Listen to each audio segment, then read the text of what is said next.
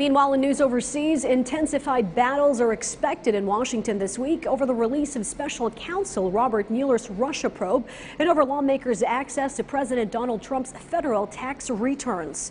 VOA's Michael Bowman reports Democrats are demanding disclosure on both fronts and encountering resistance from Republicans as well as attorneys for the president. Attorney General Bob Barr is expected to issue a heavily redacted version of the Mueller report that, according to Barr, did not find collusion between Moscow and the 2016 Trump campaign and was neutral on whether the president obstructed justice. Democrats are not satisfied. What we're talking about here is basic transparency. Let's make sure the full Mueller report is released to Congress, including the underlying documents and intelligence, and then let's make sure that the American people see as much of this report as possible and as soon as possible. We have not seen a Mueller report. We've only seen a Barr report. So we're going to stay firm on this. We're going to push hard. Adding fuel to the fire, press reports that members of Mueller's team believe Barr understated damaging information the probe assembled about Trump's inner circle in his initial 4-page summary of the investigation's conclusions. Trump himself has said the report should be made public, but that is not up to him or anyone other than the Attorney General, according to the president's legal team. The Attorney General, pursuant to the regulations, George, makes the determination as to what's released, how it's released. There's a process going forward. I think it's moving quickly.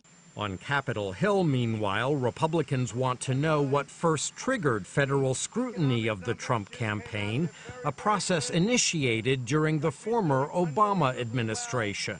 What we also need to know is how this originated, because I think it's very important that we not turn our country into this back and forth where each successive party tries to use the apparatus of government to investigate the previous president. At the same time, majority Democrats in the House of Representatives are demanding access to Trump's federal tax filings. Particularly in this case, where you have a president that not only has very significant wealth, but made the unusual decision to continue to control that wealth. There's a real question, George, as to whether the president's personal financial interests impact his public decision-making. Trump is the first president in modern times to decline to make his tax returns public. Republicans note that Trump is not legally obligated to do so and accuse Democrats of partisan political motivations. It's motivated by the Democrats' intense dislike of this president. It's motivated by their frustration over losing an election that they thought that they'd easily win. It's motivated by their desire to use all of the resources at their disposal to find something, anything, to bring this president down.